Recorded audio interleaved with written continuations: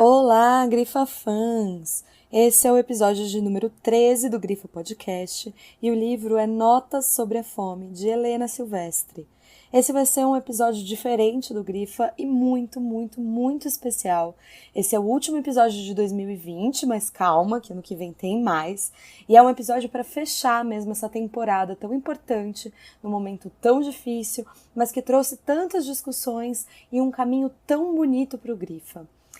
Esse vai ser um episódio que conta com a presença virtual da autora do livro, então a gente vai bater um papo com a Helena Silvestre e vai ser uma mistura de um episódio tradicional com um pouco de grifo nosso, com um pouco de entrevista, com muita risada, com muita discussão, com muito debate. Eu espero que vocês gostem.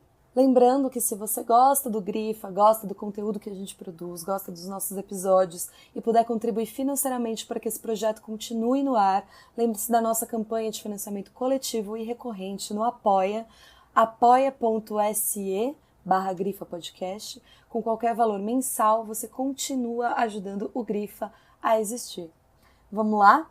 Esse é o episódio número 13 do Grifa Podcast e o livro é Notas sobre a Fome, de Helena Silvestre.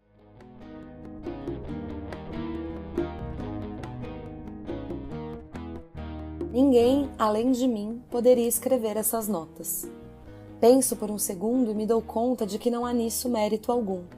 Na verdade, o mundo me provou ao longo de 34 anos que o mérito nessa sociedade é uma ficção sórdida. Na verdade, muita gente poderia escrever essas notas. Mas não o faz porque, afinal de contas, não muda em nada o aluguel do mês que vem e nem aumenta o tempo em que se pode estar embriagado de televisão ou de álcool. Assim, esse livro não se explica nem para quem escreve sobre a fome e não a sente, como tampouco se faz compreender entre os que, como eu, sentem fome e sabem que de nada adianta mais um livro qualquer para remedar o vão que cresce sob a pele que cobre as costelas à vista. Escreverei. Me sinto às vezes uma lata tentando reciclar-se todos os dias no mundo povoado de embalagens trituradas e refeitas. Escreverei mesmo sem saber nadar e, mergulhando num delírio espremido entre prédios e barracos de madeira, atravesso para algum desconhecido idioma e povo. Arrisco-me a ser aquilo que o outro não entende, para e passo com o fato de que eu também não entendo nada. Mas aqui estamos, comprovando a possibilidade sincrônica de existir integrando o mesmo sistema, sem que se igualem as peças e sem que minha experiência subalternize as vossas no assassinato universalizante da equivalência geral. Eu aprendi um pouco da língua de quem não sente a fome. Acho que venho estudando pessoas diferentes desse meu caminho que são outro arranjo de vida, outra sociedade. Tenho amigos que vivem em outro país, mesmo tendo vivido sempre e ainda agora neste mesmo país que eu. Sua obsessão por entender a fome, sua sincera aposta em desmontar a engrenagem da fome, os leva a defender famintos, mas sem conhecer a ira do Mapinguari. Os levam a serem marxistas, comunistas, anarquistas, socialistas, autonomistas, alguns mais sérios que os outros. Os levou a elaborar por muito tempo sobre a fome alheia, confundindo na teoria seu lugar de existência com o nosso lugar de existência. Toda essa elaboração da fome, da qual me alimento também, chega sempre a seu limite quando se acirra, como um poste caído do céu, fincando-se no chão, a polarização de classes que impede estar no meio, intermediariamente ocupando um espaço que transita entre dois. Foi compreendendo isso que tomei notas. Bom, eu queria dizer primeiro que eu tô muito emocionada de estar aqui com essa mulher que me enfeitiçou desde a primeira vez que eu te ouvi falar. Helena Silvestre, eu tô muito feliz de você estar aqui. Aqui à distância, o que é um absurdo a gente estar aqui mediado por uma tela, sério, isso é muito horrível, mas isso vai se resolver em breve, se tudo der certo, né, mulher? Mas assim, te conheci há pouco tempo, na real, te conheci ano passado. E, cara, realmente foi uma transformação muito significativa na minha vida, assim, e eu agradeço muito isso, e essa ponte da gente estar aqui conversando hoje, a Cecília Farias, meu amor, né, minha companheira, que vocês conhecem aqui no Grifa, do episódio da Kolontai, ela fez com a gente, Cecília Farias, que é amiga, companheira lá do Coletivo Sicórax. a Ceci fez essa ponte de hoje, então muito obrigada. E também foi uma das mulheres que organizou o evento no qual conheci a Helena Silvestre lá na Ocupação 9 de Julho, no ano passado, na vinda de Silvia Federici para o Brasil, né, o famoso Federici Palooza, no ano passado. Vou deixar o link aqui para quem quiser ir lá assistir, vale muito a pena essa conversa que teve. E quero, por favor, Helena, se apresente, conte um pouco de você, da sua trajetória, de todas as coisas que você faz, conspira e, sabe, resolve nesse mundo maravilhoso, que eu sei que tem muito projeto massa aí acontecendo.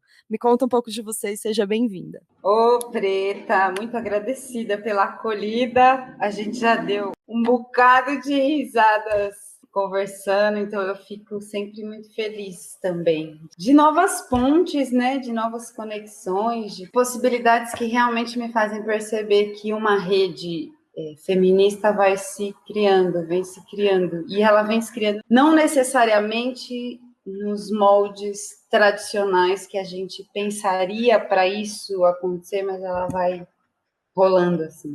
Que me deixa muito contente, então, porque é isso, né? E você está aqui hoje, então a gente está junto, mesmo separado. É isso. E estamos também já, né, numa conexão com outras, a Cecília, que é uma figura que, inclusive, a gente se conhece há muito tempo, porque a Cecília é daqui, da Zona Sul, mas a gente se reaproximou numa treta minha, porque eu sou uma arrumadora de encrenca. Minha apresentação poderia se resumir a isso, de modo genérico. Maravilhoso. E é isso, a arrumadeira de encrenca, porque sou militante há muitos anos, comecei a militar na Juventude Operária Católica, sem ser operária nem católica. Na época eu era jovem, eu tinha uns 13 anos, e comecei muito cedo no ABC, sou de Mauá, criada em Mauá, e vivi lá até os 18 anos. E aí, assim, sempre no movimento no bairro, né? Depois conheci o MTST e passei a militar no MTST a partir de 2003, que foi quando a gente fez uma ocupação em São Bernardo, chamada Ocupação Santo Dias, que me endoidou, e eu já tinha provavelmente alguma tendência hereditária de querer fugir com os ciganos, sabe a história? Então, a ocupação era tudo que eu queria para também correr trecho no mundo, porque já gostava da militância, já tinha isso como uma coisa importante para mim, já queria fazer muitas coisas e vivia de um jeito que não era muito comum na minha quebrada, né, para as minhas companheiras, por vários motivos.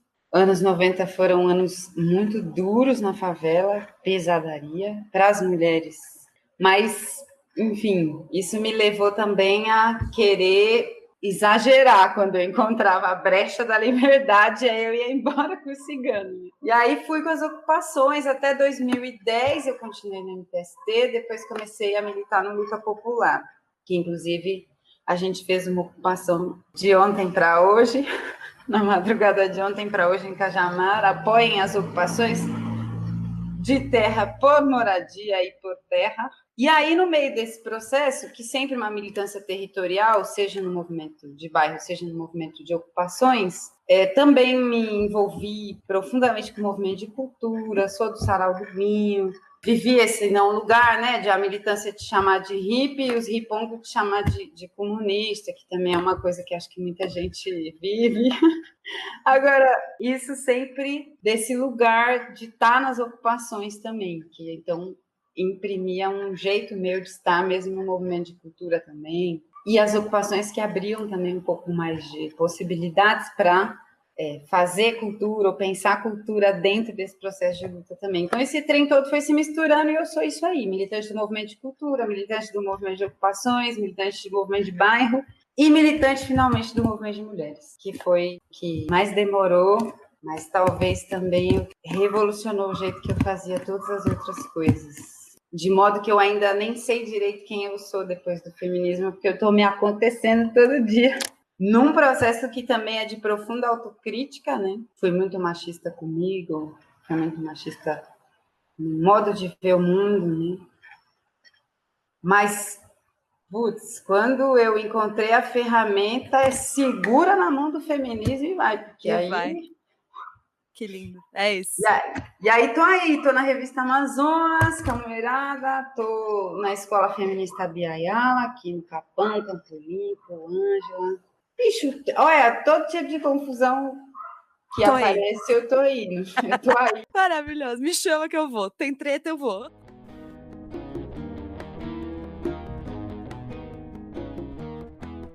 Nesse movimento teórico estranho, serpenteio em tentar construir por outras trilhas aquilo que me faz falta nesse feminismo e que é também o que ainda me causa certa dificuldade em afirmar-me fluidamente como feminista. O faço, o farei por quanto tempo for necessário, posto que é também uma afirmação radicalmente política.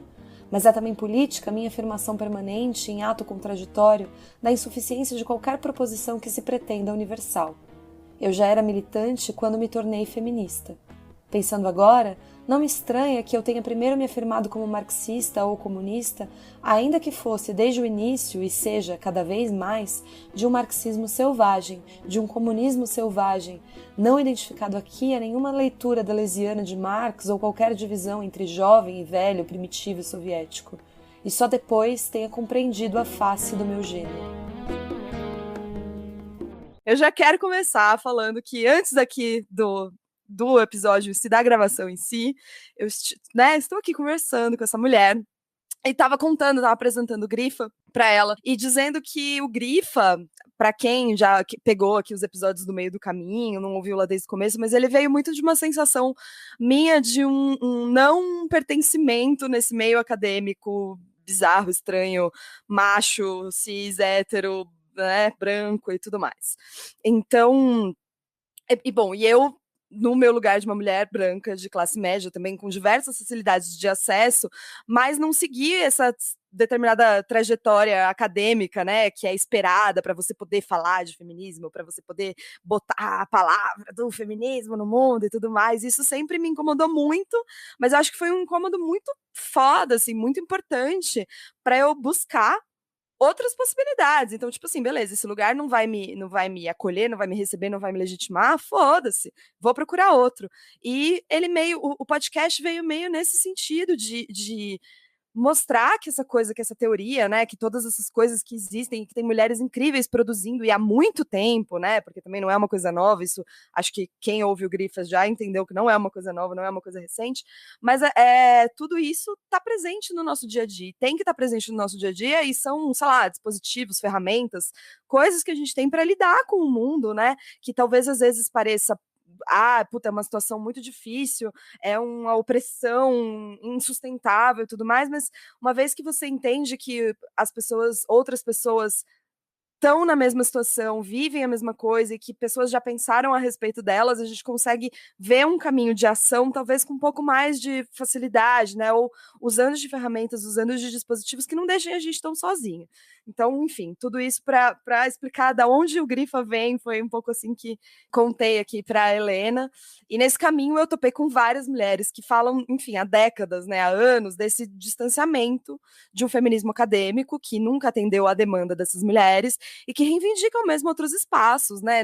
Seja, sei lá, por exemplo, na potência de transformação que tem a poesia, né? Falar de Audre Lorde, por exemplo, e do quanto ela fala dessas intersecções mesmo entre o que são esses desejos, essa raiva, esse tesão, esse erótico, e que isso nunca poderia, imagina, entrar na tal da academia branca, científica e tudo mais. Né? Então é por isso que eu quero encerrar esse ano de Grifa com Helena, entendeu? É por isso que eu acho que esse livro também, quando eu li o Nota sobre a Fome, foi um ano que eu passei lendo essas mulheres, um ano que eu passei entendendo essas teorias, estudando essas teorias, fazendo conexões dessas teorias todas, mas aí eu li o Nota sobre a Fome e eu falei, eu não preciso. Ela fez isso, e ela fez isso de uma maneira, assim, com uma sensibilidade, com uma potência realmente inquestionável, assim, eu fiquei enfeitiçada mesmo com a leitura. Tô aqui rasgando seda, porque essa oportunidade eu não posso perder, mas eu acho que realmente o Nota sobre a Fome me deu um horizonte, assim, de tipo, é esse o feminismo que eu falo, é esse o feminismo que eu quero, é esse o feminismo que eu quero que as pessoas entendam, e é esse o feminismo que eu acho que dá realmente ferramentas pra gente construir o mundo que a gente quer, pra gente pensar novas possibilidades de mundo, assim. Então eu falei tudo isso para juntar com a sua apresentação, para você me contar um pouco assim do que é essa sua trajetória com o feminismo, né? Que feminismo é esse? Como você se entendeu nesse processo? O que foi se entender enquanto feminista ou não se entender enquanto feminista e depois se permitir se entender enquanto feminista? Como é que foi isso para você, Helena? Eu fico muito emocionada de ouvir você falando do livro, sobretudo porque eu acho que aquilo que está ali é uma riqueza muito grande que é de muita gente, assim, e que seja visto como uma riqueza, eu acho que é um patrimônio de muita gente que produz isso, né? Que produz esse feminismo inominável dessas mulheres que não chamavam no feminismo, né? Bom, é isso, eu sou de uma favela. A gente, cresci durante os anos 90 numa situação em que a gente não falava de feminismo da maneira como fala hoje. Acho que isso todo mundo, né, mais ou menos evidente. A galera da minha geração para cima, todo mundo vai falar isso, né? Eu tenho 36 anos, então... Num momento em que, na verdade, ao contrário, a gente vivia muita violência, né? A gente viveu muita violência. A década de 90 foi muito violenta, porque você teve toda uma reconfiguração do capital. E na América Latina isso se expressou com uma brutalidade enorme, né? Assim. Então, a gente... que é uma das coisas que tem no livro, que é um pouco essa ideia que, a gente era muito pobre, então isso era muito evidente de nós como identidade, e a gente era muito violentado, mas em geral. Então, a coisa da violência da mulher e a discussão da mulher, eu acho que muitas coisas ficavam ofuscadas diante do absurdo mesmo, sabe? Diante da catástrofe. E a gente naturalizou também, em grande medida, por isso. Num período em que também a esquerda estava bastante perdida, porque, todo mundo mais ou menos sabe essa história, né? Todo mundo que é da militância, dos anos 90 terem sido um ano de grandes golpes para o movimento sindical, né, de golpes duros, de grandes privatizações, de destruição de categorias inteiras. E a gente tem uma esquerda que sempre seguiu um pouco um padrão de organização europeu, assim, né, como legitimando essa forma de organização como a central, ao redor da fábrica. Né? Então, imagina, era muita instabilidade, e a gente não se encontrava com a maioria dessas organizações na favela, não tinha, assim. O povo vinha falar para mim de partida, eu já queria logo ficar doida, porque eu falava assim, que vocês nem colam na minha quebrada, eu nunca vi vocês na minha quebrada, eu ficava toda maloqueira, assim, querendo arrumar, claro, confusão, né? Mas digo, então, que era um lugar onde eu sei que sim, a discussão do feminismo estava rolando, né? Tanto no movimento sindical quanto no partido. Então, também a distância com essas ferramentas fez com que demorasse também ainda mais, mas também o modo como depois eu consegui acessar. E me identifico muito com coisas que você disse sobre um feminismo caga-regra, um feminismo branco, um feminismo elitista, inclusive, muitas vezes, sabe? Uma ideia um pouco... Vou inventar uma palavra, sabe? Mas um erudicionismo, digamos assim, da parte as elaborações mais interessantes eram meio isso, então, na verdade, era quase uma exegese de correntes teóricas para produzir uma coisa que, no final, você não entendia muito bem como é que usa, nem o que está dizendo. E, por outro lado, um movimento que... também era muito instrumentalizado, muito golpeado, então você tinha uma coisa de uma realidade que não cabia, onde a gente não cabia, que a gente não entendia, a elaboração é que às vezes a gente não cabia, porque não falava de nós. Essa coisa da fragilidade, essa coisa de um estereótipo que foi produzido também, né, que não era sequer a maioria das mulheres brancas tampouco, né, isso também aprendi depois. Então, quando o feminismo chegou, eu era arredia. Eu brigava, e era isso, brigava feio. Mas depois fui me encontrando com ele, assim, por necessidade da vida, para me pensar como mulher, para me pensar como militante, para pensar as coisas que aconteceram na minha trajetória militante e essa análise política, assim, do que deu certo. E aí o feminismo virou isso, cara. O povo fala da lente feminista e é muito real. Realmente é um jeito de ver o mundo. É isso, é mesmo, né? A gente muda a forma que a gente enxerga tudo, e não é só relacionado a ser mulher ou a questões de mulher, é muito mais amplo, né? É muito, muito mais além. O feminismo, ele me deu muitas chaves mesmo, lógicas para entender coisas. E isso faz com que seja ainda mais urgente que as mulheres possam se apropriar do feminismo, eu acho. Você dizia do Grifa, eu acho que esse esforço, essas produções, essa rede que se forma também, se constitui entre mulheres, onde cada qual vai também descobrindo sua maneira de aportar, na medida em que consegue enxergar esse movimento, é muito importante. Porque é isso, porque talvez se a gente tivesse mais, entendeu? E se tivesse Grifa na década de 90? E se tivesse no rádio? E se tivessem mais mulheres falando de outras, e se tivessem mais mulheres traduzindo? Imagina, né? Quantos anos a gente levou para ter textos de Angela Davis traduzidos para o português num país em que a gente não acessa o ensino superior, não fala inglês e que tem uma maioria negra que poderia e precisaria para se pensar, acessar essa e outras elaborações, né? Então, eu acho que também isso vai melhorando e o feminismo vai chegando, porque quando ele chega, é sinistro, cara, mudou tudo. Eu varri a minha história a contrapelo com a ajuda do feminismo, quando eu realmente, finalmente me encontrei com ele. E foi no tombo, mas como eu quero, depois disso, colaborar para que mais mulheres de onde eu venho se encontrem com ele mais cedo e mais fácil. Não tem volta, né? Depois que você passa a enxergar o mundo assim, não tem mais volta.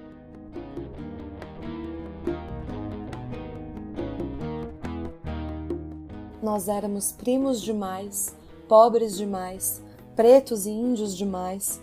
Nós éramos uma horda de selvagens de viela. Não tinha cristão que pudesse trabalhar o suficiente para saldar a nossa fome. Ela era voraz e parecíamos um enxame de gafanhotos comendo tudo que fosse comestível.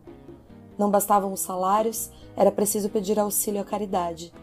A caridade liga materialmente os pobres às ideias religiosas, não apenas porque precisamos daquilo que ela oferta, e não há que sentir pena fazer condenação da fé que depositam os amontoados de gente nas missas e cultos.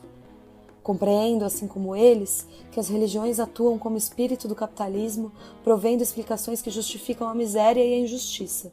No entanto, o milagre que é receber um pão no momento em que a fome arrebenta todas as cordas do raciocínio lógico se apresenta a quem tem fome como o maior dos milagres, como o sopro de ar no último instante antes de os pulmões desistirem de viver. Vamos falar então do livro Nota sobre a Fome. Ele é um livro autobiográfico, né? Ele é um livro bastante localizado, né? Ele fala muito sobre a sua experiência concreta, assim, de vida, ainda que com todas as permissões, as licenças de ficcionais aí no meio de tudo. Mas também eu acho que tem essa coisa muito bonita de conseguir traduzir uma realidade maior, né, mais complexa, mais coletiva, isso que você falou no começo, de ele ser meio que de todo mundo, né, ao mesmo tempo. Então, até eu destaquei um trechinho que você fala logo no primeiro ensaio, que esse é um diário, é uma coleção de fatos e pensamentos, uma espécie de descrição etnográfica feita desde a fome com fome. É muito difícil pensar com fome. E depois você vai completando de que muita gente sente isso, sente essa fome, muita gente busca entender essa fome, teorizar sobre essa fome, falar sobre essa fome, né? Mas que as pessoas que passam por essa situação, primeiro que não tem condições de ficar teorizando e pensando e falando sobre essa fome, segundo que não vem muito motivo de fazê-lo, né? Porque, em última instância, parece que não vai mudar, parece que não é isso que vai fazer com que as coisas sejam diferentes, né?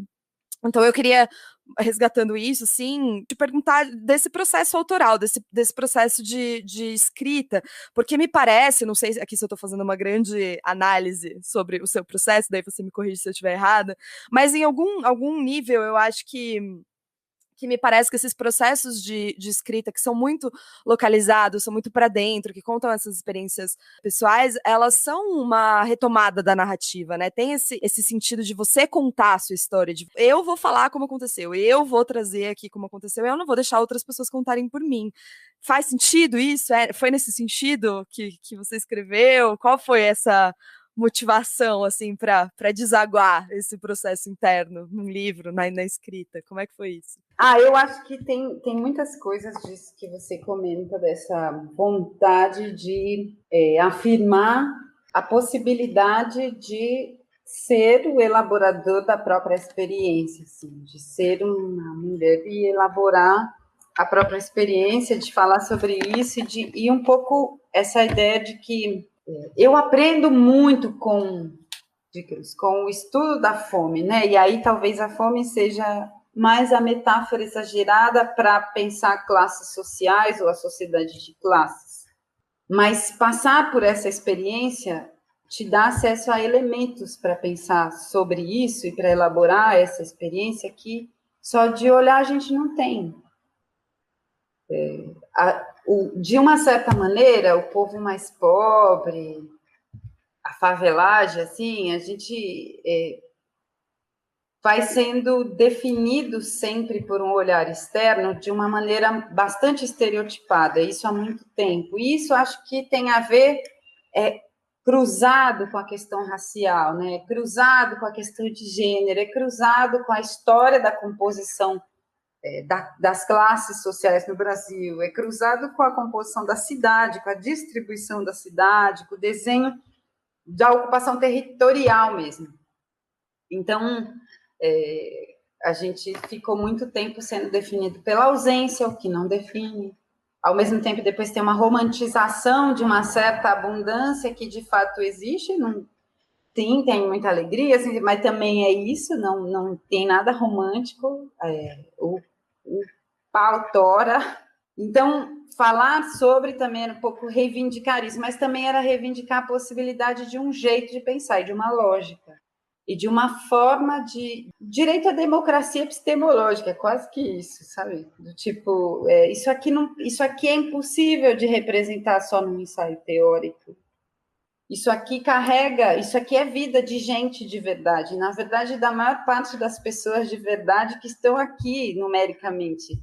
Então, você não consegue resumir no ensaio, porque a vida da gente não cabe em regras ABNT, então você precisa ter poesia no meio, você precisa ter a literatura no meio, você precisa ter o conto, o realismo fantástico, que para mim é uma invenção do cotidiano dos povos da América Latina, assim, não tem... E por quê? Porque tudo isso é conhecimento, então também reivindicar a possibilidade de quebrar com a lógica de que, para falar da minha própria experiência, eu tivesse que ir à academia, estudar uma porção de teorias críticas e fazer uma tese analítica, sabe? E é isso, para quem se inscreve, né? Queria também conversar com as pessoas que são daqui, que passam por essa experiência, e um pouco dizer, olha, eu sei que um livro não serve para nada, porque ele não muda para nós, o que muda para a gente é a gente se mover. Mas o que você achou? Sabe? Mas e aí? Mas você achou alguma história legal? Você se identificou com alguma coisa? E é incrível como tem.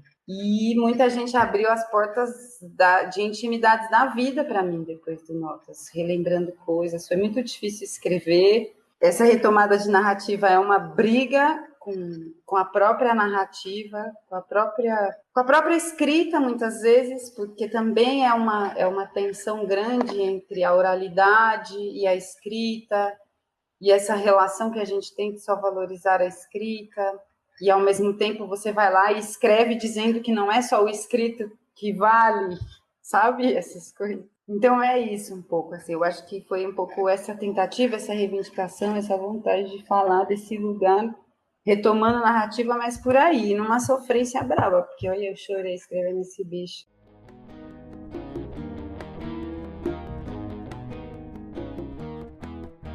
Não sei se a senhora pode compreender isso que tento lhe explicar. A universidade englobante de um bem comum que subalterniza todo arranjo diferente, posto que a tudo engloba, é muitas vezes desejada pelo subalternizado que não concebe outra maneira de escapar da fome. Nem sempre nós podemos desejar o que queremos desejar. Por fome, não me refiro apenas à nossa imperiosa necessidade de alimentar os corpos, mas também à ausência de sentido, como um buraco na barriga da razão. Me refiro à necessidade de romper com a ciranda onde estamos enclausurados e de manejar ferramentas das quais estamos aparentemente ou conscientemente desprovidos, para realizar rupturas que permitissem um pouco de ar em nossas rotinas acachapadas pelo peso da miséria e da subsunção capitalista que homogeneiza tudo e mata o que somos, ainda que nos deixe vivos. Bom, eu falei um pouco, né, já dessa sensação mesmo que eu fiquei depois da leitura, que depois de várias leituras, né, ler o seu livro foi muito um arremate, assim, muito uma conclusão. Eu não gosto dessa palavra conclusão, porque eu acho ela extremamente também categórica, imperativa, não tem conclusão nenhuma, né, tipo, é só possibilidade. Mas, assim, um resumo, sei lá, uma coisa muito bonita que fechou ali tudo que eu tinha lido. E das leituras que eu fiz esse ano, uma das outras que mais me emocionou, e vocês sabem disso, quem ouve o Grifo aqui, foi A Potência Feminista, da Verônica Gago. Foi mesmo, sim, acho que tá bastante claro o quanto eu gostei desse livro no episódio. Toda vez que eu reouço ele, eu falo, caralho, eu tava realmente muito empolgada, né? E eu acho que uma das coisas mais apaixonantes da Verônica Gago é que ela fala, bom, ela vai falar dessas questões muito práticas, muito concretas do movimento feminista, que ela chama de transnacional até, né? Então ela vai falar da greve das mulheres, ela vai falar das marchas argentinas pelo aborto e tudo mais, mas acho que a minha parte favorita, assim, da tese dela, né, vamos usar essa palavra científica, legitimar o nosso discurso, é que ela propõe essa retomada do desejo, né? Ela diz que a consigna do Nos mueve el deseo, que elas usam muito lá, e que isso realmente virou um propósito organizativo, um propósito de transformação mesmo, né? De novo a Audre Lorde, de novo essa coisa da potência da ação e tudo mais. E no Notas você fala, no Notas, porque eu já tô íntima, no Notas, você fala bastante desse desejo também, né? Eu achei muito bonito e dolorido o momento que você fala que desejar nasce com a gente, mas saber desejar é das tarefas mais complicadas que encontrei. O desejo pode tomar conta de uma pessoa inteira, todinha. O desejo que uma pessoa todinha deseja pode até acontecer, mas a minha problemática era como desejar o que eu quero desejar? Então, me fala mais de desejo, vamos falar de desejo, assim. O que é esse desejo aí no teu rolê, na história desse livro, na tua história? Primeiro que eu gosto muito desse episódio do Grifo, muito bom, e o livro também é muito bonito, e a Verônica é uma pessoa também muito gente boa. E eu li e também gostei demais, e essa história do desejo acho que vem girando na escrita de várias mulheres, né? De alguma maneira, de diferentes maneiras, com diferentes, a partir de diferentes contradições, transformações, o desejo tá ficando cada vez mais presente na nossa escrita. E para mim tem uma discussão que é bastante importante sobre o desejo, que tá no livro um pouco isso, porque eu acho que tem uma discussão sobre desejo que ela não considera muito a condição de quem se coloca no mundo, vivendo em possibilidades muito precárias, e aí então, assim, a ideia de de que o desejo é uma força motriz da nossa prática, de que o desejo nos empurra para fazer o novo, e de que a experiência do desejo ela é realmente a nossa substância. Eu acho que isso está colocado em várias elaborações que eu gosto e fui conhecendo, mas ao mesmo tempo me incomodava uma coisa que era não pensar o desejo nas condições mais adversas. E aí, ou ele desaparece quando se fala desse cenário, ou ele está totalmente deturpado, totalmente alienado, vai ser idealizado, enfim, ou aí ele acaba sendo agarrado ou capturado por um monte de elaborações que arrancam ele do lugar de potência neste cenário adverso, que é o lugar onde ele mais precisa ser potência, e, na minha opinião, onde ele mais é potência, porque nesse cenário é o desejo de viver. E aí, para mim, que tá desperto com a fome, né? O desejo de viver também é um monstro. É uma maravilhosidade, mas é a maravilhosidade de uma fera na Amazônia, defendendo a vida, engolindo a cabeça dos caçadores com a boca que tem no meio da barriga. Esse é o desejo nesses espaços de precariedade, nesse cenário, nesse teatro onde a vida se desenvolve à custa de muita teimosia. Então, é muito desejo. E ele é também motor de ação, eu acho. Ele é também possibilidade justamente de reconfiguração da realidade, de redesenho das coisas. Mas ele tem que ser disputado, porque ele é disputado o tempo todo. Ele é isso, ele fica sendo capturado tanto pelas lógicas desse mundo, como também por uma certa outra que o anula como poderoso nesse lugar, só porque ele não se pensa. E ele não se pensa na maior parte das vezes, eu acho. Por isso é tão difícil desejar o que a gente deseja, o que a gente quer desejar, porque tem alguns caboclos da filosofia que eu gosto um bocado. Então, eu acho que Spinoza e Hegel são dois filósofos onde, por exemplo, a gente vai percebendo o desejo que a gente tem também do desejo do outro, né? Isso a gente vai descobrindo. A gente também vai percebendo que a nossa relação com a natureza é uma relação mesma de corpo extenso. Então, significa também que o meu desejo não é apenas aquilo que eu consigo elaborar com uma lógica das palavras humanas, mas ele também se materializa em como o meu corpo está no mundo, né? Em como as minhas células brigam para sobreviver no meio da desgraça. E isso, para mim, é um poder grandioso que está nos lugares onde ele é mais necessário. E aí disputar o sentido dele, disputar a percepção dele enquanto essa coisa grandiosa, é o duro trabalho e dificílimo trabalho de aprender a desejar, porque é conseguir ver o próprio desejo, a força e a potência do próprio desejo, e daí pensar para onde que ela vai apontando e para onde que a gente quer mesmo. Então, o que é mesmo que esse desejo todo que nos deixa vivas deseja para si e para o mundo. Então, eu vivo nessa treta aí.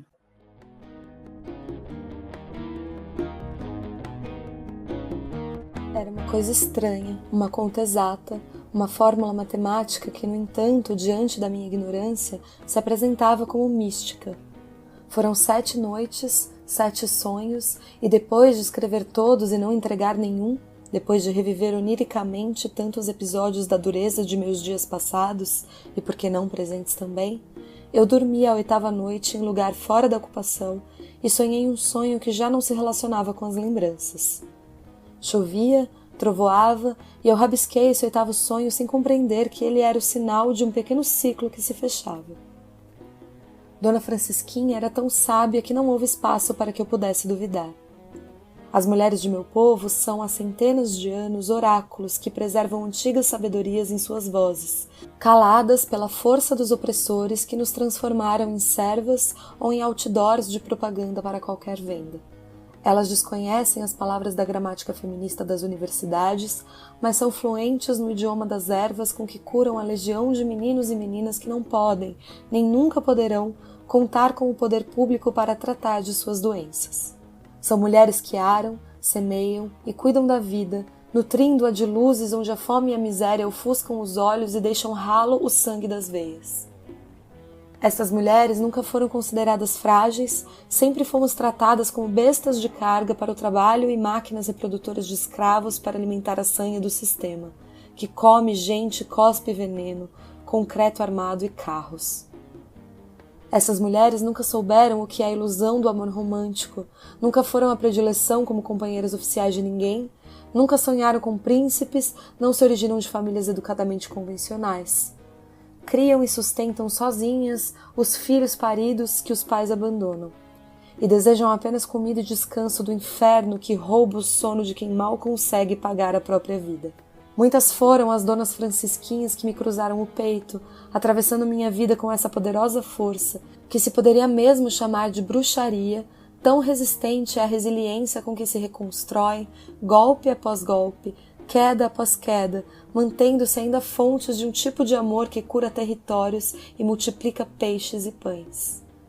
Foi delas, por elas e com elas que aprendi o feminismo inominável, que agora ouso tentar descrever em palavras que não podem alcançar a enormidade de seu poder. Pra quem acompanha o Grifa, sabe que uma das mulheres que carrega o Grifa, assim, de mãozinha dada pra frente é a dona Silvia Federici. Não tem jeito, não tem o que falar. Tem crítica, tem questão, mas Silvia Federici leva as pessoas aqui pela mão nesse podcast.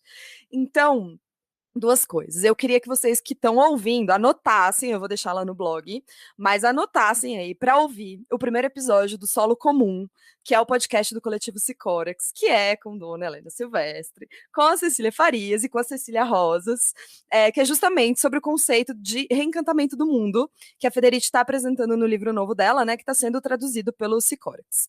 É um trabalho muito lindo, muito emocionante, e eu acho que tudo que dá mesmo para falar, tudo não, né? Mas assim, é um trabalho muito bom que vocês fizeram lá no episódio sobre essa coisa do comum, da coletividade. Então eu vou deixar para vocês ouvirem lá. Aqui no Grifa, hoje, eu queria retomar uma outra coisa da Federici que dá para a gente trazer aqui para essa conversa, que dá para trazer para o livro também, que são esses espaços comuns, cotidianos, de cuidado entre as mulheres, essa coisa da fofoca, essa coisa da pequena conversa, essa coisa do pequeno mundinho, dos feitiços, dos cuidados que a gente tece, né?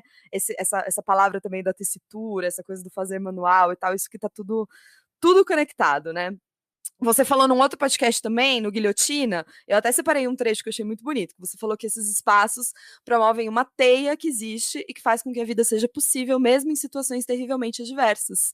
E é isso aí mesmo. E a Federici, ela tem todo um capítulo do Mulheres e Caças Bruxas, né, que é dedicado a essa tal dessa história da fofoca, que eu acho que a gente pode ampliar um pouco e não só falar da fofoca, do conceito, né, da palavra e tudo mais, que é importante, mas ampliar um pouco para esses espaços cotidianos perenes, né, e que estão aí sobrevivendo a tudo e a todos e estão de alguma maneira fazendo essas comunidades resistirem, né.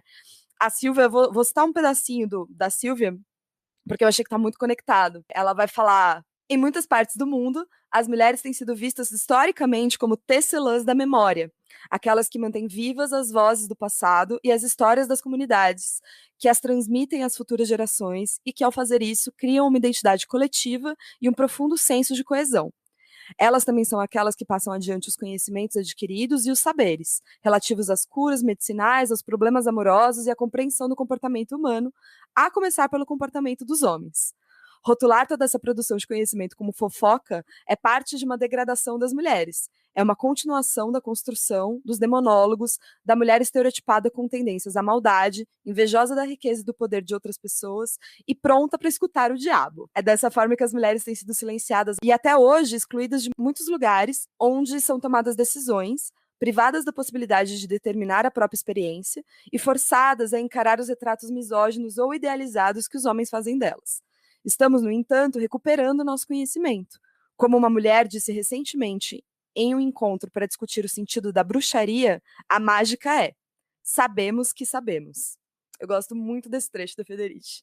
E eu acho que o Notas sobre a Fome, ele tem muito um pouco dessa sensação, pelo menos me passou, de estar inserida numa comunidade que ela se cuida, que ela fala sobre si, que ela tem ali quase uma autorregulação, né? Uma maneira ali de se cuidar, de se envolver, que às vezes vai para esse lugar da fofoca de que todo mundo sabe de todo mundo, mas que tem uma dinâmica, tem uma resistência em si, né? Tem isso mesmo, Helena? Você acha que como que, sei lá, como você enxerga esses espaços, como isso está traduzido assim no que você escreveu? Esse livro que as meninas traduziram, né? Um trampo lindo mesmo, da Silvia e do coletivo Sicórax, está muito bonito de pensar sobre os comuns.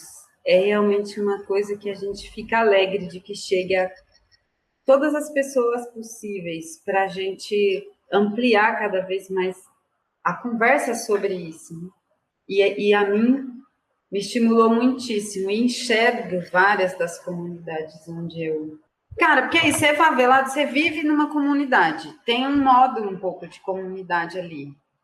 E de comunidade, assim, é que a gente fala comunidade, aí eu já parece a gíria, é comunidade, mas assim, do que é comunitário, né? Essa vida mais ou menos compartilhada, essa socialização mais intensa, essa identificação com mais ou menos com a vida e com o cotidiano de quem está próximo, que gera uma identidade mais ou menos comum, relações de solidariedade, enfim, essas são alguns dos elementos disso que eu acho que eu chamo de comunitário. E isso é, de alguma maneira, já um comum.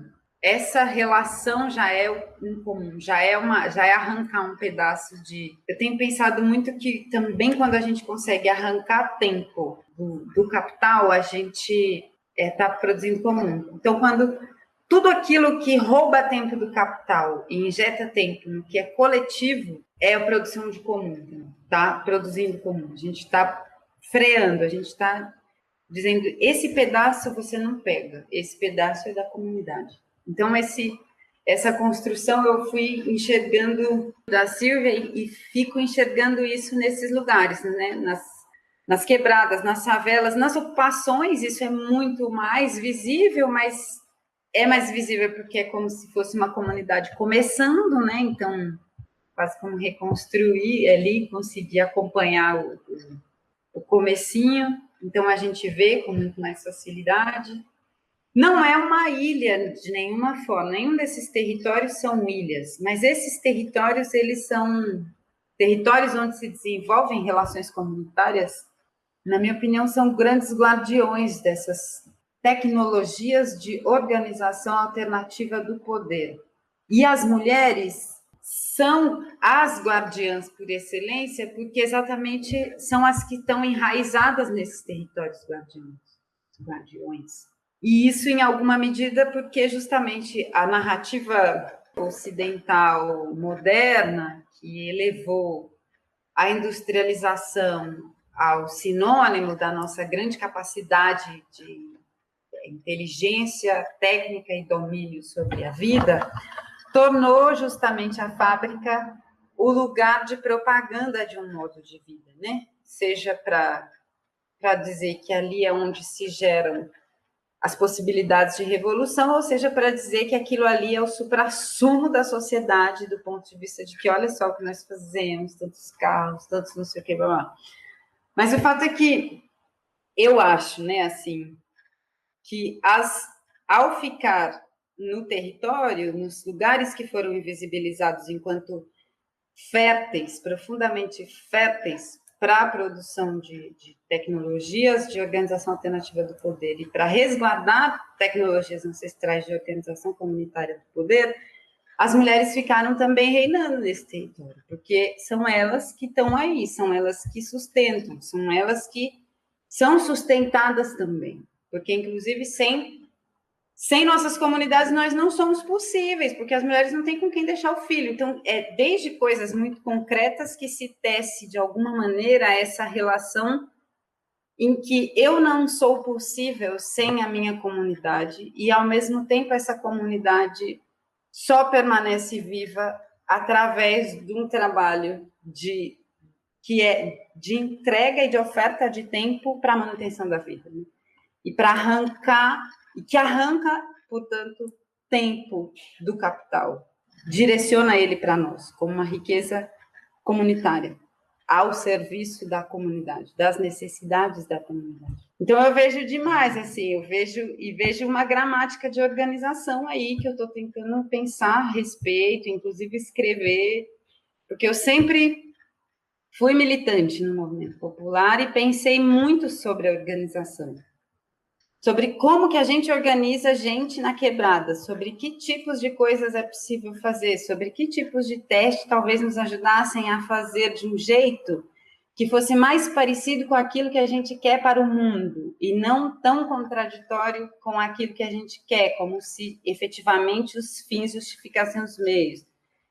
E esse pensamento que eu tive muito voltado para pensar o movimento popular, onde eu atuei durante muito tempo, hoje eu tenho pensado muito sobre o movimento de mulheres, porque tem uma gramática de organização aqui, que talvez possa nos ajudar demais a pensar sobre como o poder poderia ser organizado de outra forma, num novo, para além do que está aí, para além das possibilidades que são mediações e transições, mas um pouco mais, ainda que seja sempre um projeto aberto, e acho que assim deva ser. Mas tem uma teoria de organização aí, tem uma lógica, né? A fofoca é uma comunicação que não aceita a ideia de um único difusor oficial e legítimo de informações. A fofoca questiona isso, e ela não questiona através de um discurso que se contrapõe programaticamente. Ela é uma prática que corrói a ideia. Ela é uma prática que inviabiliza, porque daí até o cara acha que ele é o único difusor legítimo de informações, porque ele é o único que fala na Assembleia. Mas depois o que ele falou na Assembleia é completamente corroído, diluído, refeito e reinventado na fofoca, de modo que se ele não atuar respeitando a fofoca como uma elaboração, ele vai ser completamente distorcido naquilo que fica da comunidade. Então, eu digo, isso é uma tecnologia de informação. Isso é uma tecnologia de organização popular, isso é uma tecnologia de distribuição do direito à difusão de conteúdo. Eu digo isso porque, assim, a fofoca é um exemplo, mas tem muitas coisas, né, que a gente poderia pensar sobre, que nas comunidades acontecem e que as mulheres levam adiante como também sinais de possíveis maneiras de se organizar e de organizar melhor a sociedade. Eu acho que no livro da Silvia isso também é muito forte.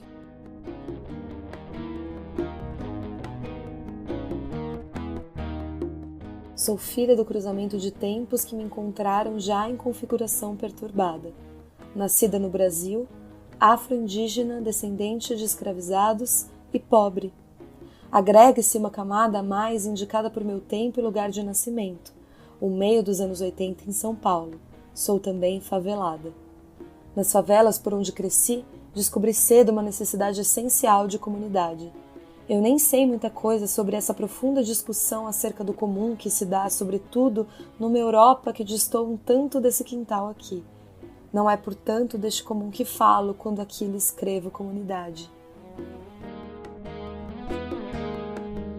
Eu acho que hoje, sei lá, parece que a gente precisou realmente de uma pandemia mundial, estamos no limite do cataclisma total ambiental, né? Tudo isso, assim, muito aqui na nossa cara, como se não tivesse há anos, né? Todas essas coisas anunciadas, mas precisou tudo isso berrar na nossa orelha pra gente, tipo, começar pouquinho, falando, né, do geral, assim, a dar ouvidos para essas coisas e claro que, né, assim, ponderando que não é para fazer um discurso completamente anticientífico, porque já tem muita gente aí fazendo umas coisas doidas que socorro, né, que a Terra é plana e tudo mais, não é por esse caminho, mas é também pelo caminho de olhar para esses outros lugares, né, que estão aí sempre resistindo e que estão aí independentemente dessa ciência ilumini, concordo com você, e tô usando iluminista como um xingamento, sim,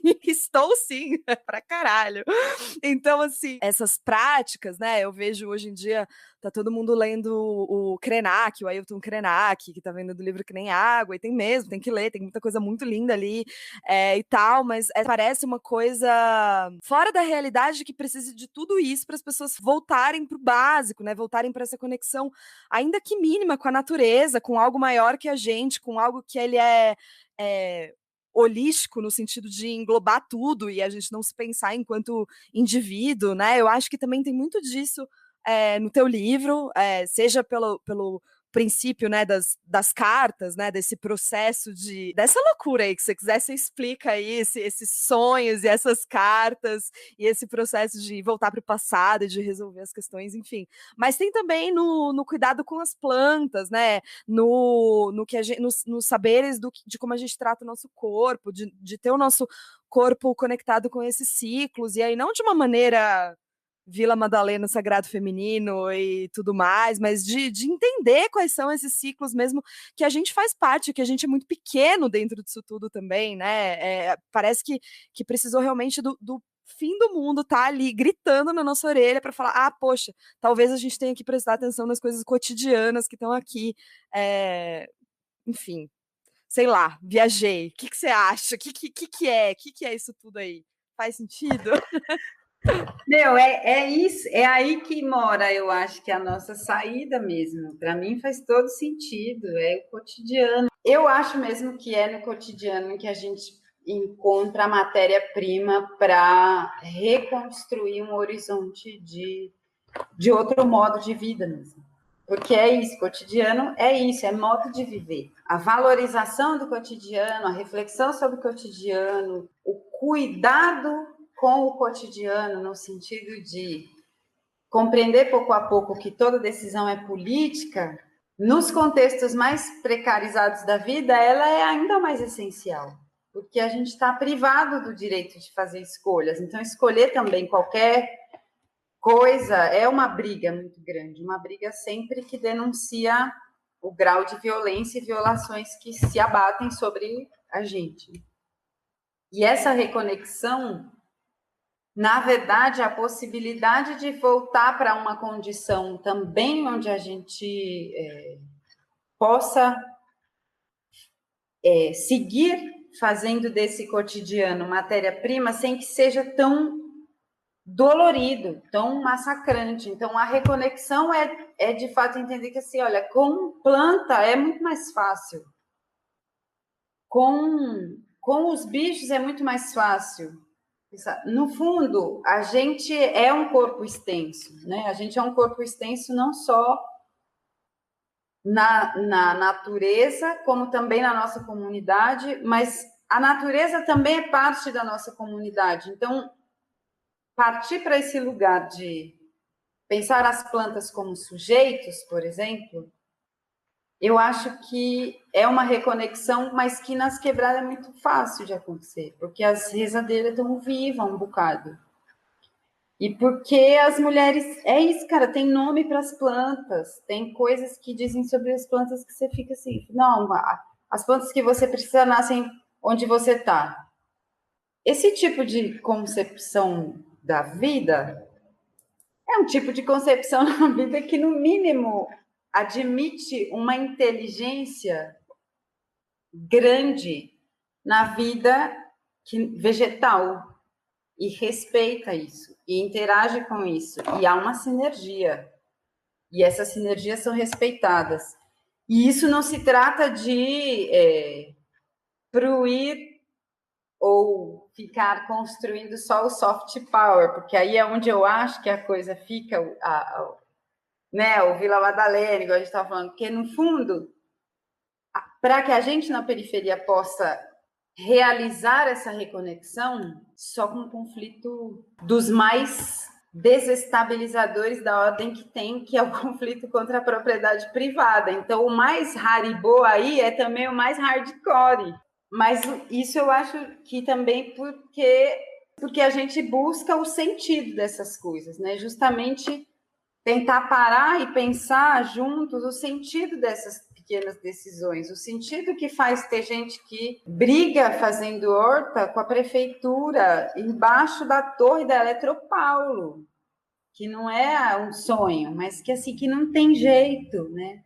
E é super contraditório, é cheio de contradições. A gente vai, ao mesmo tempo, é claro, essa grandiosa fragmentação que essa sociedade produz na gente, como individualidades cindidas, absolutamente despedaçadas em setores e departamentos estatais ou camadas de opressão, né? Porque às vezes a gente não sabe em qual reunião que você vai na reunião das mulheres, aí tem a reunião LGBTQIA+, aí se você é lésbica, você já não dá para ir na reunião, só se ela for no outro horário, aí se você for negra, você tem que ir na outra reunião, e se você, então, se você for, aí no fim, quem tá mais fudido é quem mais tem que ir em reunião, aí você fala, aí é difícil, e a vida já não é fácil, mas digo, quando a gente começa, eu acho, a fazer, a disputar o direito de algumas decisões e associar isso ao nosso contexto, a gente também vai conseguindo desconstruir grandes amarras, grandes prisões ideológicas que construíram também para o nosso povo. Então, Mas a gente começa por onde? É por enganchar daquilo que ele sabe, daquilo que ele conhece, daquilo que é vivo e presente e que ele sabe o valor. Então, por exemplo, essa sabedoria é muito presente nas mulheres nordestinas, nas mulheres que vieram do interior de Minas, que a favela em São Paulo é uma grande diáspora. E conhecendo e tendo essa intimidade com a vida das plantas, mesmo que hoje várias delas não consigam realizar isso, é um dos lugares onde a gente pode enganchar para pensar realmente se o progresso que existe é o progresso que a gente quer, ou seja, e a gente consegue se alinhavar com caminhar com a conversa para lugares que são de muito conflito, que são muito poderosos. E aí o negócio fica muito poderoso. E eu acho que essa reconexão aí é muito poderosa. E acho que ela vai rolando, né? E acho que a oralidade é fundamental para ela rolar.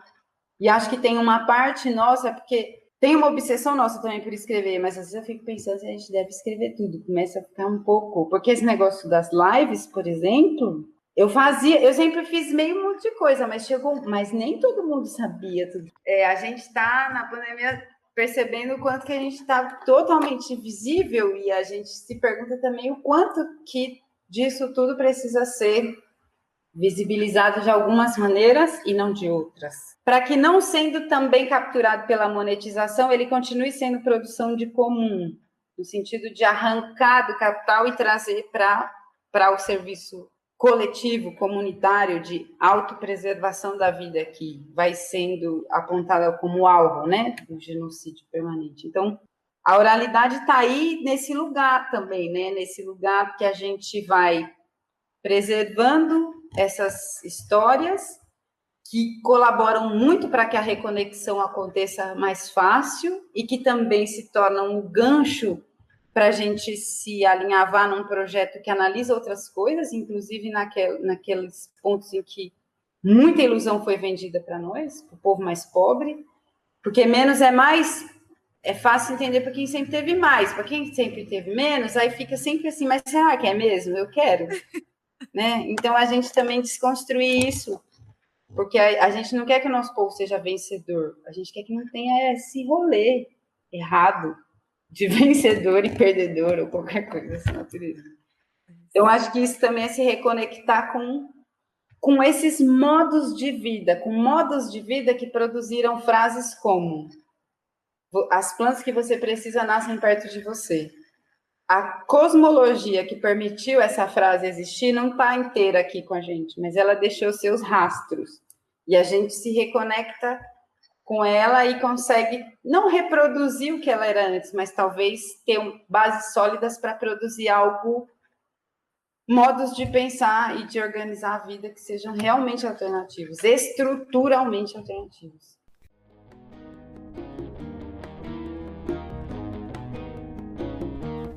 Eu nunca alimentei nenhuma relação de autoridade com a teoria. Se ela me servia ou se pedaços dela me serviam para arar caminho, eu a agarrava com as mãos, se não, não. Assim, eu estive menos preocupada em definir peremptoriamente meu comunismo selvagem diante dos vários comunismos, dos anarquismos, dos autonomismos, das fés das diferentes vertentes marxistas, etc. Eu me relacionava com todas as proposições simultaneamente, por meio de pessoas muito diferentes de mim, que montaram pontes por onde pude tocar linhagens de pensamento, suas histórias de fracasso e derrota, assim como suas vitórias e conquistas. Eu ouvia desconfiadamente sobre quase tudo, contrapondo sempre as coisas que eu enxergava na vida para descobrir as chaves que faziam sentido e as que não. Não me considero uma pessoa eclética, sobretudo porque nunca encontrei na vida algo que parecesse procurar essa palavra para expressar-se. A ligação entre os pedaços das teorias que eu conhecia ouvindo e, sobretudo, observando seus partícipes em atividade política militante era feita pela vida e suas complexas contradições. Tudo que me servia era mobilizado para fazer e ser. A elaboração com a qual eu estava profundamente comprometida, eu só se podia exprimir em testes, em ações, em verbos onde eu estava incorporada intrinsecamente ao sujeito dos enunciados. Então eu não pensava diretamente sobre traços estruturais das proposições, forma organizativa, forma do pensamento, forma do tempo, forma da proposição. Elas não eram, nesse momento, detentoras da minha atenção elaborativa. Eu entendia a ação como parte constituinte das teorias, como o desdobramento necessário sem o qual nenhuma ideia está inteira. Uma ideia inteira, ainda assim, é uma ideia incompleta, para quem persegue o revolucionamento da condição em que nos encontramos como humanidade.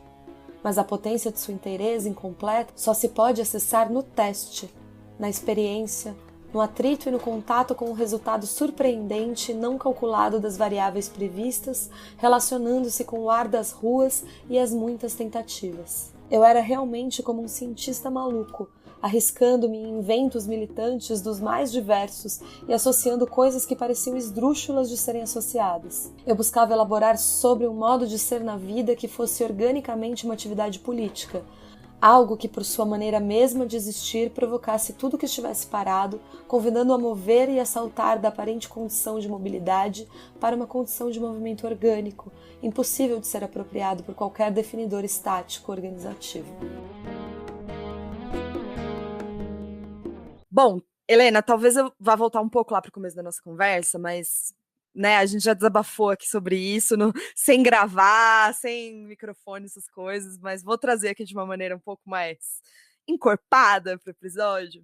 Você fala por aí e tal, já te ouvi dizendo isso, mas aqui no livro isso também tá, que você é, sei lá, adepta, não sei, você faz parte aí de um feminismo inominável e de um marxismo selvagem. Eu achei isso muito legal.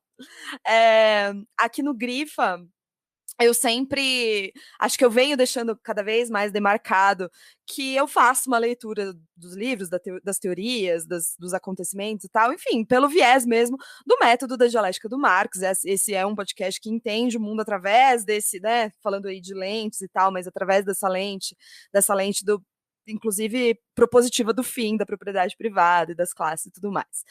Mas também é um método que a gente sabe o quanto tem treta, o quanto você ouve por aí que você é pós-moderno, identitário e tudo mais. E aí eu ouço, ao mesmo tempo leio, estudo e ouço as pessoas falando, cara, como articular isso com essas outras coisas? Sejam com esse modo de pensar que a gente acabou de dizer aqui, sei lá, essa coisa mais tradicional, essa coisa mais dos povos originários, seja falando do feminismo decolonial, seja falando da teoria queer e tal. Bom, na minha visão, assim, eu acho que se a gente usa esse método, ele serve para a gente trabalhar no sentido de procurar sínteses, então eu acho que a crítica em si, ela já não é dialética, porque eu acho que a gente é capaz de encontrar sínteses e destruir essas sínteses depois, mas encontrar sínteses, e acho que se a gente está falando de um feminismo que tem que ser fincado nessa materialidade, é esse o caminho mesmo, é fazendo essas conexões, é ouvindo esses outros lugares, essas outras perspectivas. Mas eu queria saber de você, assim, você acha isso possível? Você vê um caminho para essas conexões? Você vê uma possibilidade de, sei lá, mais comunitária, mais juntas de tudo isso acontecer? Ou a gente tem que deixar para trás mesmo esses métodos, esses velho europeu e chega disso e vamos para outra coisa? Olha, eu acho que eu sou muito bruta, assim, até nessa crítica, mas sou, sobretudo, porque eu olho para mim hoje, e aí eu tô falando de mim porque é quem eu conheço há mais tempo, né? Então, mas assim, e eu acredito que tenho, sei lá, que tem uma visão crítica da realidade, que tem uma visão crítica da vida, das minhas condições de vida, e que tento, da melhor maneira que eu consigo, intervir no mundo e tentar ajudar o negócio a voltar a ser um pouco viável, sabe? A ser possível sonhar com uma vida plena. E aí sempre faço uma crítica muito bruta, porque eu acho que isso aconteceu comigo, mas poderia acontecer com um monte de gente igual a mim, que na verdade é descartado como sujeito político, porque porque a silhueta não é uma determinada silhueta dessa pessoa, dessa vida que foi definida, né? Então, eu faço uma crítica bastante dura, porque é quase como uma cobrança também, né? Do quanto eu acho que a gente não deve abandonar os velhos ocidental. O que eu acho é que a gente tem que realmente descolonizar a maneira de ler, de estudar e de pensar, inclusive, teoria, que é de saída romper com a ideia hierárquica da teoria escrita em relação à oralidade, da teoria científica em relação ao conhecimento popular, aí dentro das ciências duras em relação às ciências humanas, entendeu? Porque no fundo é só uma desgraça de uma hierarquia por cima de outra, gerando um monte de gente adoecida, porque por todas as partes tem vidas que estão sendo mutiladas para caber em determinados moldes, né? Então eu acho que não tem que abandonar, mas a gente precisa deixá-los morrerem como essas autoridades que fizeram desses teóricos e dessas teorias. A gente tem que assassinar o pai teórico, sei lá, uma coisa assim, talvez, sabe?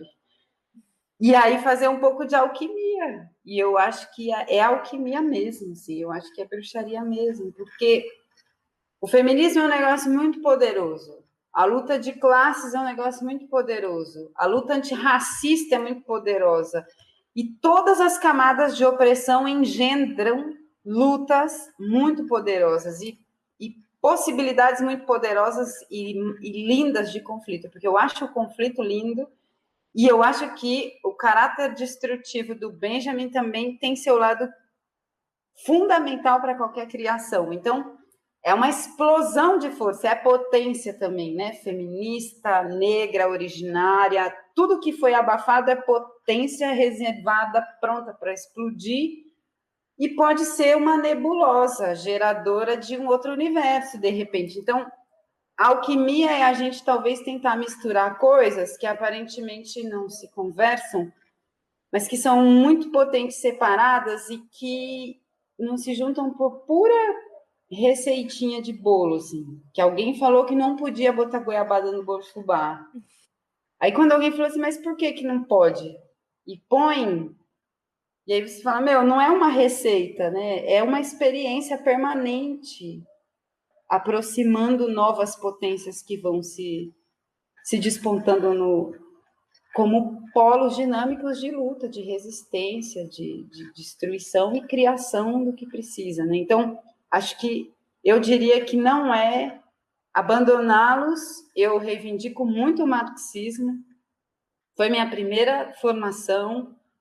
A única lente que me abalou tanto quanto foi pensar depois feminismo e descolonização, e por isso também percebo a importância de tirar o marxismo desse altar para dar a ele mais potência na vida de quem mais precisa de marxismo, que é permitir que ele se junte com outras ferramentas. E, afinal, o papel da esquerda do ativismo não deveria ser escolher pelo povo, porque isso me deixa muito puta, mas seria, talvez, na minha concepção aqui romântica, compartilhar histórias. Only. É como que foi, é o que aconteceu, é o que a gente já fez como relógio despertador da imaginação como potência criativa para aquilo que a gente pode fazer, né? Que é despertar as pessoas para a luta.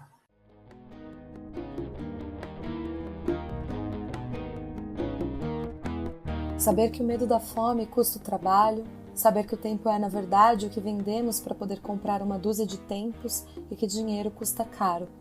Importante demais saber essas coisas. Pesa, cansa, desgasta e às vezes chega a desesperar, com breves hiatos que se cobrem de uns minutos de silêncio e o corpo orbita uma cabeça cheia de força e planos. Planos carne de vaca, tão ordinários faz 500 anos. A gente está num momento, assim, né? Além de todas as coisas que estão acontecendo, mas a gente está num momento, acho que muito, muito potente, para continuar aqui nessa palavra, da América Latina. A gente está aí acompanhando os processos na Bolívia, a gente está acompanhando o Chile, a gente está acompanhando esse despertar, né? Que eu sei lá o quanto que é um despertar, porque esses movimentos eles estão aí há centenas de séculos, mas a gente está vendo esse levante, aí a gente está vendo o levante na Polônia a favor do aborto, e é tudo isso que está acontecendo assim. Ao mesmo tempo, estamos gravando aqui esse episódio no dia 14 de novembro, um dia antes das eleições municipais. Esse episódio, ele provavelmente só vai ao ar em dezembro, então eu não vou fazer projeção nenhuma, não vou falar de nada, mas assim, para as pessoas do futuro, que vão ouvir a gente aí no futuro, em dezembro. Helena, quero saber, pode ser polêmica, pode chutar o balde, mas assim, você vê alguma possibilidade real de mudança nesse momento? Assim? Você acha que é possível essa disputa pela via institucional, ela realmente trazer possibilidades de mudança mesmo? Ou qual é o caminho assim, para a gente construir esses novos imaginários políticos, assim, de tudo que a gente falou, né, de todas essas visões, essas possibilidades mesmo, isso tá conectado, isso anda junto, ou realmente é outra história? Olha, essa é a pergunta que vale $1 milhão. Bom, vou dividir em 2 pedaços, assim. Um é sobre acreditar ou não na via institucional como o caminho possível para a solução dos nossos problemas, dos problemas em que a gente se enfiou como humanidade, né? Essa vida inviável, esse colapso onde a gente agora está cravado no meio do colapso, né? Eu não acredito. Mas não acreditar não é no sentido... Eu não acredito como solução, mas não é que eu não perceba, sinta e lide e tenha que lidar com a existência material dessa instituição, né, do Estado. Porque o que acontece para mim é que o Estado, assim como a gente foi colonizado e a partir desse processo se homogeneizou num determinado modo de pensar, inclusive com uma ruptura do tempo que cravou o nosso marco zero quando um pessoal chegou de barco, a gente também foi colonizado na autocrítica ocidental. A generalização ocidental a colonização generalizou para nós a ocidentalização, né, assim. E a gente passou a pensar desse jeito, a viver desse jeito e tudo mais. Mas a autocrítica ocidental, que é, digamos assim, a perspectiva revolucionária, também aqui é muito colonizada. E, por esse motivo, persegue um ideal que foi construído a partir de outra realidade de tempo, que nunca foi a nossa, que é, por exemplo, a realidade de tempo de um continente que pôde experimentar um estado de bem-estar social às custas de saquear, pilhar e assassinar 3 outros continentes. Então, eu não quero um Estado como o Estado de bem-estar social. Não é para isso que eu luto. Isso, para mim, não é uma solução. O Estado de bem-estar social não é. Agora, isso não significa que eu não lute por direitos, eu faço ocupação de terra. Né? O Estado existe e tudo que a gente puder arrancar do Estado e tornar comum é ótimo, porque comum e público são 2 coisas diferentes. Em algum momento a gente vai ter que fazer essa discussão, que diz muito sobre o Estado e sobre uma sociedade comuneira, ou comunista, ou comunistária, que não é necessariamente uma sociedade estatal, ou talvez seja o contrário, enfim. Mas o fato é que, por esse motivo, pelo fato do Estado ser parte da engrenagem colonial, eu não acredito que ele possa ser a solução para o problema. Mas eu acho que uma das grandes coisas que o Ocidente me mostrou de mais danosos, venenosos, perigosos para a vida é a necessidade universalizante, assim, que é meio total, até totalitária no Ocidente, que é de achar realmente que é possível universalizar. E não é, porque a gente é vida diversa. E talvez se fosse para eu dizer de um único direito universal que eu defenderia, era o direito universal a ser plenamente diferente, desde que isso não subalternize nem machuque a mais nada que vive, humano ou não humano. Para mim, se eu pudesse estabelecer uma lei, eu só fazia essa. E aí, pensando desde esse ponto de vista de uma diversidade de mundos que existem, e a gente está diante disso, isso está acontecendo com a gente querendo ou não, com a gente já atualizando nosso programa revolucionário ou não, assim. Tem mundos acontecendo paralelamente. o advento da pandemia, a pandemia já veio um advento, né? Mas é porque esse lance tecnológico, que inclusive está enriquecendo muita gente e tal, mas também evidenciou que a gente vive em vários mundos diferentes dentro do mesmo mundo, que são várias cidades diferentes dentro da mesma cidade, que são muitos países dentro do mesmo Brasil e de que não há nada de homogêneo aqui. Pobres não são homogêneos, indígenas não são homogêneos, e esse nome indígena só quem chama é nós, porque cada um desses povos tem seu próprio nome para se chamar. Então, a diversidade como um direito de existência plena que não subalternize nada também precisa pressupor o direito a quem deseja organizar seu poder do modo institucional como é o modo do Estado. Então, eu convivo com essa escolha. E, em alguns casos, eu respeito essa escolha. Em alguns casos, por quê? Porque são aqueles em que eu acho que ela está comprometida com a não subalternização de mais ninguém. Mas quando ela não está comprometida com isso, aí eu não vejo porque eu devo respeitar. E aí não. Então, eu não acredito por isso, mas eu vejo muitas alternativas. E eu acho que esse movimento político, que às vezes se traduz eleitoralmente, às vezes não, porque as eleições são também elas dizem coisas sobre a realidade, mas às vezes ela diz coisas sobre a realidade de um jeito meio distorcido. E a gente elege em 89 Erundina, e na mesma cidade, na eleição seguinte, a gente elege o Paulo Maluf. Só dizer que as pessoas ficaram de direita ou que as pessoas ficaram de esquerda não diz nada. Não nos alimenta de nada encontrar saídas. É só a ponta do iceberg das eleições, né? O que está por trás dessa expressão é o que a gente deve procurar, eu acho. E procurando isso, eu olho para todos esses processos que você mencionava, tentando achar neles o que eu acho que é o que há de mais formiguento, sabe? Formiga de concreto, essas que comem parede de prédio e derruba quando você nem viu. Que na Polônia é uma coisa... Porque o que é a luta pela legalização do aborto? Ela acaba tendo um maior impacto do ponto de vista da construção de saídas para a classe, para o povo pobre, mais oprimido, mais explorado, do que a luta pelo Estado. E digo por quê? Porque a luta pelo Estado nos obriga a fazer por dentro das regras. Quando a gente descriminaliza o aborto ou legaliza o aborto, e estou falando quando a gente faz isso, sobretudo desde países colonizados, porque também o significado disso é diferente quando acontece nesses lugares, que foram fábrica de escravizados. Quando a gente consegue isso, a gente não está se submetendo ao jogo, a gente está conseguindo mudar uma das regras. E aí eu acho que é poderoso, porque melhora as nossas condições de fazer a luta e continuar o combate. Porque todas as mulheres depois... Porque o que decorre do aborto, e é isso, é por isso que é um modo de pensar, não é só a decisão em si, mas o que decorre, o que se estrutura a partir desse controle e disciplinamento dos corpos, que decide quem tem que ter filho e quem vai ser esterilizada sem saber, porque foi fazer uma cirurgia do mioma e saiu sem útero, que acontece naquele... Mas, tipo, quando você descriminaliza, quando você liberta esse corpo de pelo menos uma das suas amarras, isso tem uma série de decorrências que é a liberação de forças revolucionárias também, porque isso altera vidas. Isso altera o jeito que a gente está no jogo. E eu acho que algumas outras coisas também. Eu vejo isso um pouco no Chile. Eu vejo isso bastante na Bolívia também.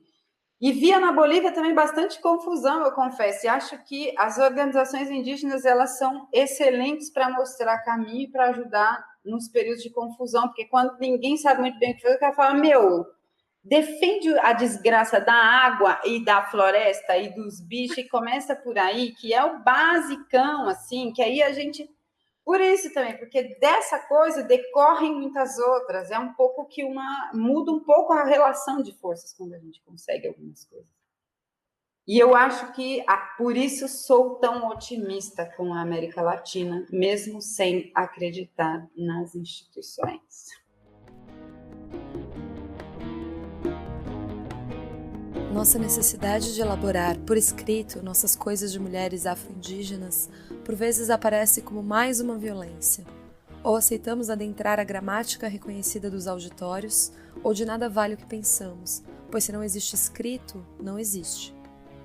Quase todo conhecimento ancestral de que temos ciência nos foi transmitido sobretudo oralmente. Desprovidos de instrumentos para escrever, despidos da preocupação de inscrever-se na história para além da própria vida, já que não existe a própria vida desconectada da natureza eterna e cíclica, a nossa tradição é falar. E, no entanto, foi apenas em 1900 que o médico judeu-austríaco descobriu que falar é uma cura. Talvez seja uma pista de como a própria dinâmica de preservação da história que somos seja também, sincronicamente, a cura que nos permitiu sobreviver a tantas chagas. Ai, Helena. Eu queria morar nessa conversa para sempre, sabe? É isso que eu queria fazer, mas eu preciso encerrar. Senão a gente vai ter um episódio de 7 horas. Jesus! É isso, mas, enfim. Vou te fazer uma pergunta, aquelas bem de jornalista mesmo, que é assim, gente, se vocês não sabem, essa mulher, Helena Silvestre, uma mulher favelada, uma mulher afro-indígena, uma mulher militante, é finalista do prêmio Jabuti, que caso vocês não saibam, é um prêmio rico, branco, cis, de terno, gravata, que é feito pela Câmara Brasileira do Livro em caixa alta, sabe? Eu sou do mercado editorial, gente, para quem não sabe. Então, assim, eu sei o que é o Prêmio Jabuti. E aí a gente tem a Helena Silvestre como finalista do Prêmio Jabuti, com esse livro que vocês já entenderam qual é o tamanho da treta desse livro. Então, assim, eu tô feliz demais. Então, a minha pergunta de jornalista é, Helena, como você está se sentindo como finalista do Prêmio Jabuti?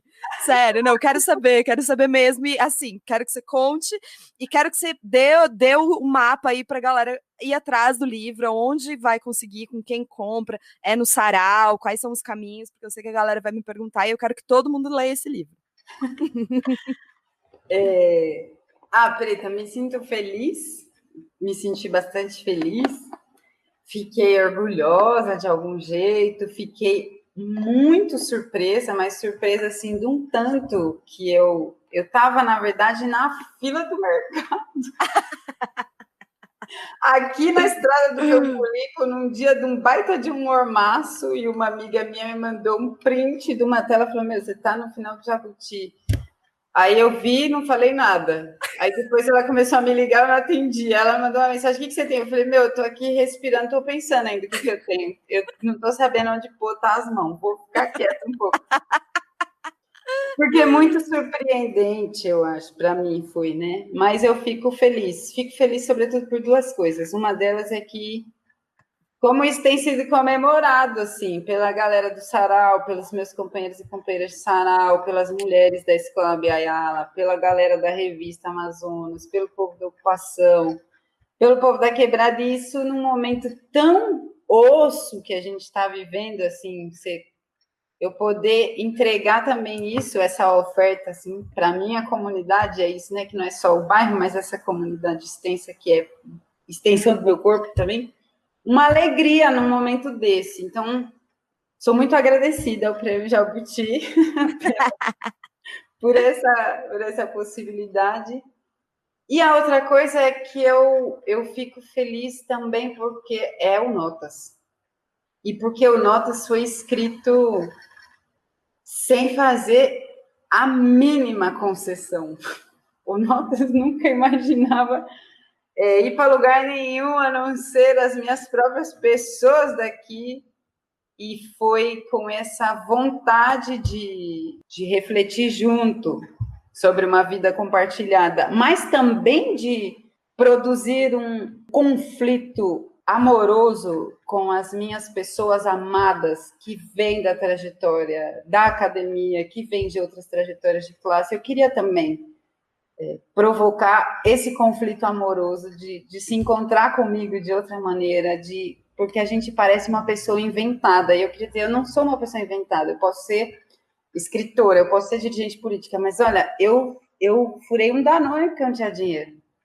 Então, como eu, são milhares de outras pessoas. E por que não? Por que as outras não estão aqui conversando com a gente? Por que a gente não acredita que elas podem fazer? Então, o Notas foi escrito desse jeito, bem cavalo brabo. e justo ele ter ficado finalista me alegra demais.